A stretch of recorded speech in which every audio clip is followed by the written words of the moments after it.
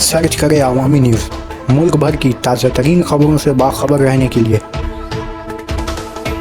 Subscribe करें हमारे channel को और बेल आइकन ज़रूर दबाएं।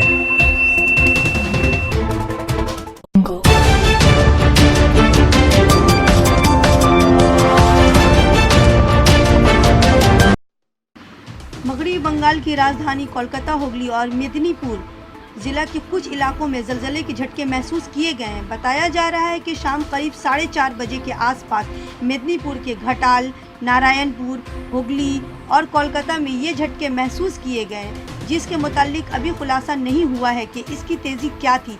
ताहम लोगों का कहना है कि ज़लज़ला महज 3 से 4 सेकंड तक आए, जिसकी वजह से कुछ लोगों में खौफ का माहौल ज़रूर पैदा हो गया है, लेकिन अभी तक किसी किस्म की जानी या माली नुकसान की खबर सामने नहीं आई है।